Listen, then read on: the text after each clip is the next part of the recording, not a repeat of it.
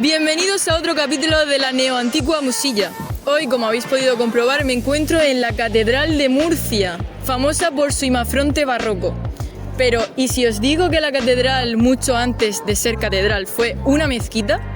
Y no cualquier mezquita, sino la mezquita Aljama de la región de Murcia, o Medina Musilla. ¿Preparados? Dentro intro.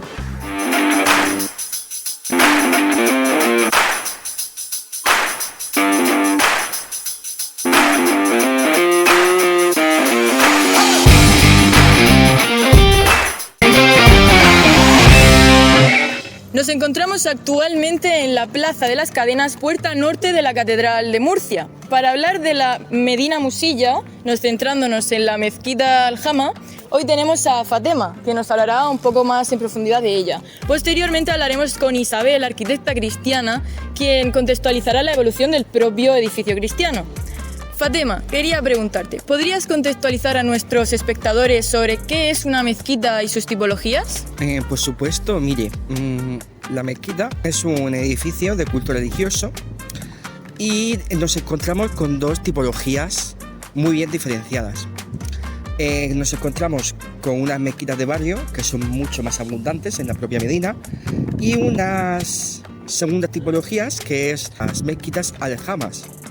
Pues aquí en la Medina Musilla nos tuvimos también una gran mezquita aljama llamada Mezquita de la Oración del Viernes. Los padres de familia se reunían también en esta mezquita para hacer la oración junto con el califa o el emir. Entonces entiendo que estaríamos hablando de grandes centros de poder. Exacto. No solo fue un centro de poder religioso en sí, sino también fue un centro de poder político porque en esta mezquita se repartió justicia y fue también un centro de educación por esas madrazas que hubo en su interior.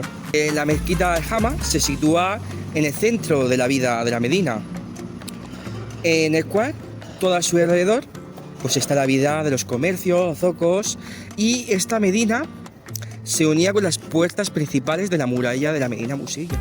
Entonces entiendo que sería un sitio muy transitado, pero ¿cómo se desarrolla esta tipología de mezquita? Principalmente la mezquita se desarrolla de una forma rectangular y en su zona norte nos encontramos con un gran patio y en la zona sur las salas de oración.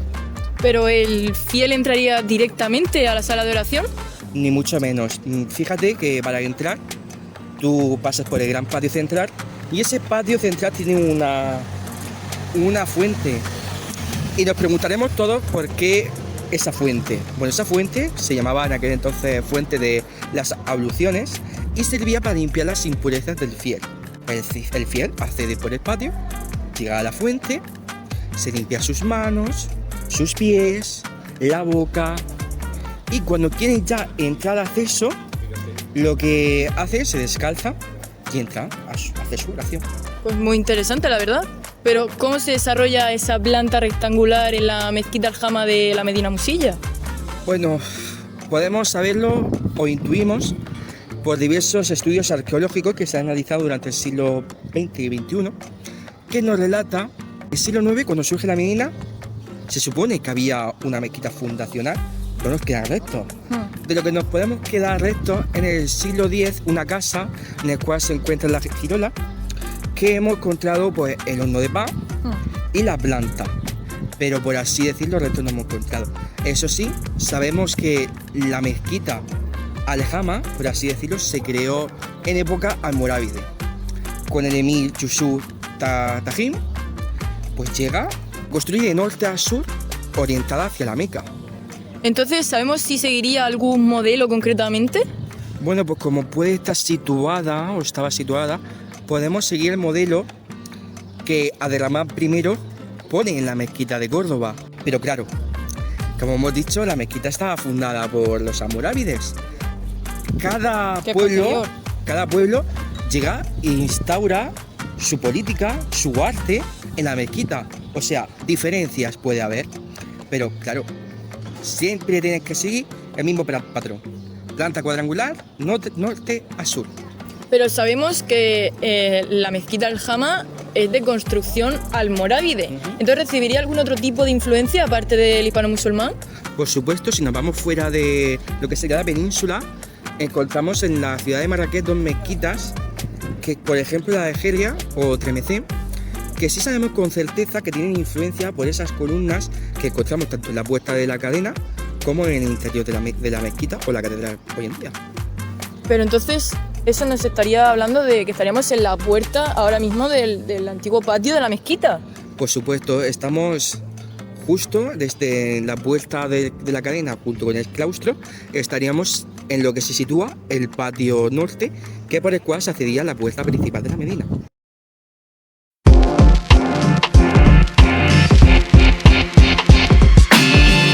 Trasladado a la Plaza de los Apóstoles, nombre que recibe de la puerta gótica situada a mis espaldas, el cual pertenecería al muro de la Qibla, es decir, el muro sur de la mezquita Al-Jama de la región de Murcia. Se sabe por los estudios realizados entre 1996 y 2009 que trazarán el perímetro de la mezquita. Pero ¿por qué es importante el muro de la Qibla, Fatema? Bueno, pues en el muro de la Qibla se encuentra el mihrab, y el mihrab se puede identificar muy fácilmente porque tiene una buena, rica decoración y esos arcos de herradura. ¿Por qué se orienta hacia el sur? ¿Por qué nos encontramos ahora mismo en la puerta sur de la catedral? Porque el mihrab y la Qibla se orientan hacia la Meca, lo que quiere decir hacia el sur. Y aquí, pues, los árabes hacían correctamente su oración, claramente. ¿Y cómo se desarrollaría esa sala de oración? Bueno, pues la sala de oración consta de 11 naves, la central muchísimo más ancha que las laterales, y esa es la nave transversal al muro de la Qibla y al mihrab. En esa nave, cerca del mihrab, nos encontramos con la masura. Masura es donde se pone el califa o el emir con su familia. O sea, el más importante va en el masura. Y cerca de la masura nos encontramos con el minbar, que es un mueble muy ricamente decorado. En ese minbar el sultán sube y hace el canto de la oración, prácticamente la oración del viernes por esta mezquita. Pues muchísimas gracias, Fatema, por tu intervención. Muchísimas gracias a ti, reportera. Siguiendo con la historia de la Medina, tras la llegada de los almorávides llega a la ciudad Ibn Mardanís, quien dejará un gran legado y un gran esplendor. Tras él, los almohades, de una rama más radical del Islam, quien acabará con el legado del anterior.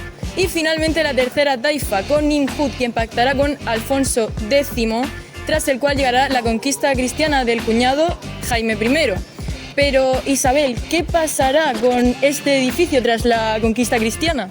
Bueno, pues sabemos que nada más conquistar la Medina, se fracciona el territorio entre cristianos y musulmanes, cediéndoles los principales arrabales de la ciudad y ocupando los cristianos las principales zonas de poder musulmán. Es por ello que Jaime I la consagrará como iglesia mayor, ocupando no solamente la mezquita Al-Jama, sino también otras mezquitas. Un ejemplo de ello es la iglesia San Juan de Dios, que está situada encima del oratorio privado del Alcázar, una iglesia antigua, y nombrada por Jaime como iglesia nueva, consagrada por ello a San Juan Bautista. Pero entonces entiendo que los cristianos reutilizan el propio templo musulmán en los primeros años. Sí, pues en 1266 concretamente se traslada al edificio la sede episcopal de Cartagena, consagrando la edificación a Santa María la Mayor. ¿Y en qué momento se convierte la mezquita en catedral? El primero en edificar sobre ella será Diego Martín, que realizará una serie de capillas y levantará la primera torre sobre los muros de la antigua mezquita. Pero no será hasta un siglo siguiente, con Pedro Peñaranda, quien ordenará la demolición total de la mezquita y construcciones de nueva planta de la forma cristiana, es decir, de este a oeste. ¿Y por qué ese cambio de orientación? Porque se lo asocia con la salida y con la puesta del sol, que es la representación máxima de Dios. Qué interesante. ¿Y cómo se desarrolla entonces esta evolución de la catedral actual?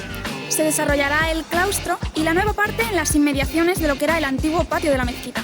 Por otra parte, el templo se ubica en la sala de oración, sobrepasando el trazo original por la construcción de la girola y la situación al lado noroeste de la portada de la catedral.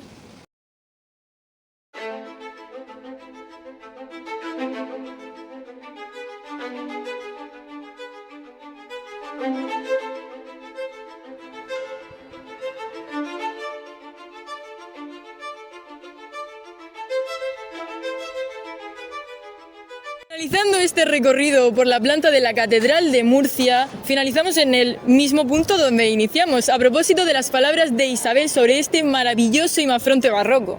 Pero Isabel, entiendo que este imafronte no es el original. No, la mayoría del templo es gótico, pero al ocupar casi más de un siglo en su construcción, las últimas partes se remataron durante el Renacimiento, por lo tanto su portada era renacentista también.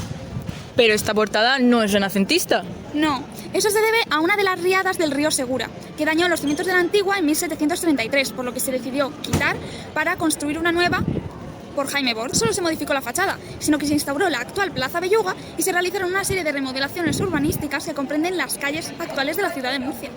Pues muchísimas gracias por tus palabras, Isabel. ¿A usted? Hemos llegado al final de este capítulo. Yo me quedo por aquí disfrutando de esta maravillosa plaza y espero que os haya gustado este capítulo. Nos vemos en el próximo episodio. Adiós.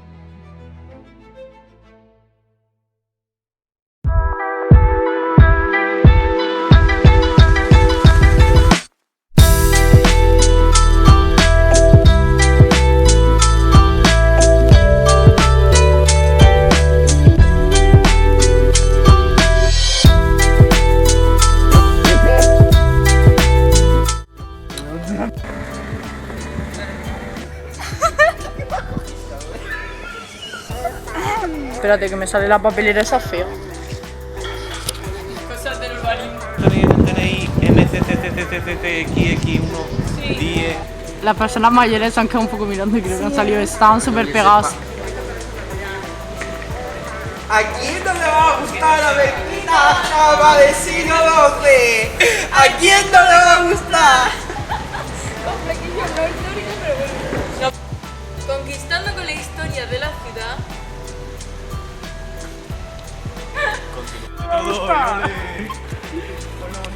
Tengo otra bolsa. ¿Qué es lo que quiere? ¿Qué es lo que